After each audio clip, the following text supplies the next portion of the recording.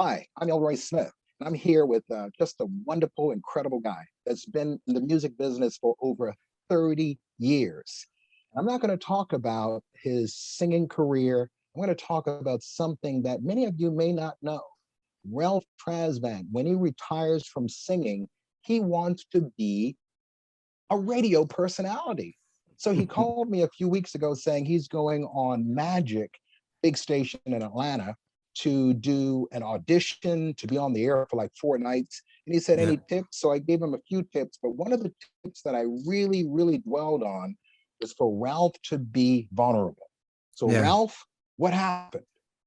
Well, like you said, man, I reached out to you because I grew up listening to you on the radio in Boston. I was mimicking you as a little boy before there was ever a new edition career or any career in the music industry. So, throughout the years, we've always kept our friendship. I've just seen you go on to do even greater things than you were doing in Boston at radio. So I said, who best can I go? Who can I go to get some tips on, being a better disc jockey or better on-air personality?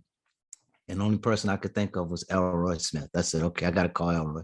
So when you gave me a bunch of gems that day, but when you told me about being vulnerable, it just hit home because it reminded me of some of the people who I saw put themselves in that position that Mhm. I was attached to, other artists or different on-air personalities or even TV hosts that were in these vulnerable moments that made me turn towards them, that I never realized that's what I was connecting to, Mhm. that's what made me love them or like them even more than, I heard about them, I saw them doing their thing, but I never would. My question is, were you vulnerable? I gave you that Yeah, pointer. I mean, that's what I mean. When I saw it, that's what I was getting to. Like, that's what made me understand how to be vulnerable. You know what I mean? It was one thing to hear you say it, but it's like, okay, like what? Like, well, how would I do that?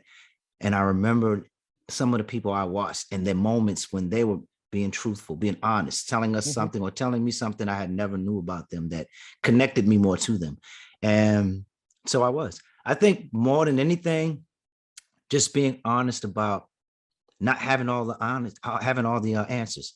That was one of the big things for me. It's like everybody thinks you have this silver spoon in your mouth. You've been a singer. You have a star on the Hollywood Walk of Fame.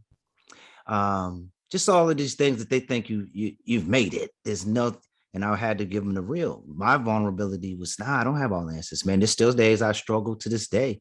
There's still times where as an artist, I feel as though I haven't really done much at all. It's like when I look and compare to other people who I've seen do it, it's like, But man, you you know got, that's amazing for you to say that. With all of your success, you are still searching for more success, which there's nothing wrong with that at all. So since we're mhm. talking about vulnerability, our webinar is Thursday, October 21st. Why vulnerable personalities win.